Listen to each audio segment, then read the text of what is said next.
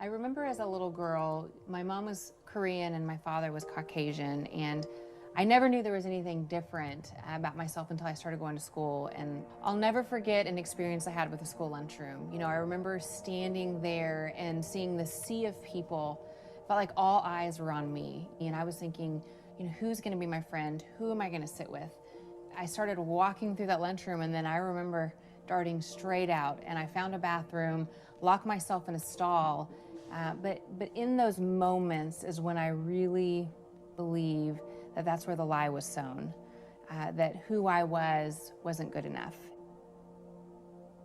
As we all do, I grew up and I grew out of the insecurities, had great friends, great childhood.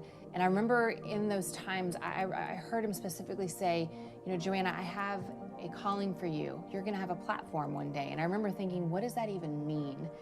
And I remember hearing God say, Joanna, there's gonna come a time where I'm gonna say for you to go, and I'm gonna need you to step out and go.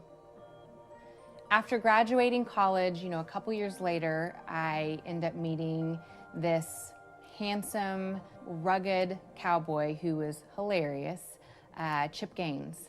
And we got married, and he knew that I had this whole thing of businesses that I wanted to start, but he also knew I was never gonna just take the risk and start them. I just dreamed about them.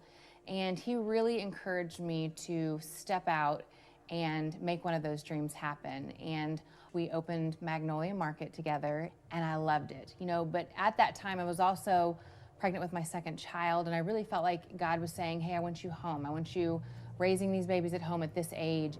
And I remember the last day, we're closing the shop down, and I'm crying because, again, I feel like it's the end of a dream. And I hear God say very clearly, he said, Joanna, if you trust me with your dreams, I'm gonna take Magnolia further than you could have ever dreamed, so just trust me.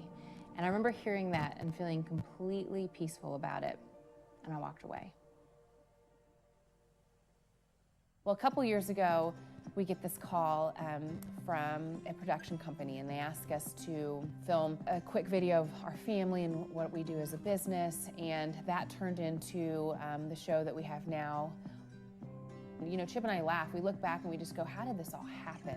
And I remember last year in January, Chip and I took a trip to Arizona, and we were driving around and we found this really beautiful garden, and Chip said, I'm gonna drop you off here. I'm gonna give you about an hour, and I want you to kind of reflect on the year before and then just let God speak to you about what this next year is gonna look like. And he dropped me off, and I'm sitting under this tree, and I felt like God said, Joe, it's time.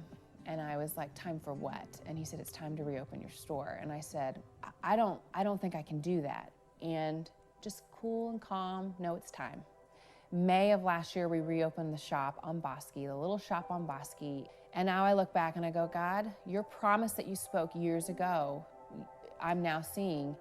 I trusted you with my dream, and you've taken it far beyond what I could have ever dreamed or imagined. I can look back now in the pattern of my life and really believe God has a purpose for me, but he also has a purpose for you. And on the other side of that is the enemy, where he knows where to hit. He knows to hit below the belt. He's gonna have that fear be, if you fail, and what if you fail in front of all these people? What if you fail and don't find someone in that lunchroom? What if your business fails? Whether it's you're staying home with your children and you're raising beautiful babies, or you're the CEO of a multi-million-dollar company, let God speak into your life. Let his father heart come and say, this is what I have for you. And I think that's the key, not believing the lies, fixing our eyes on Jesus and walking in that truth.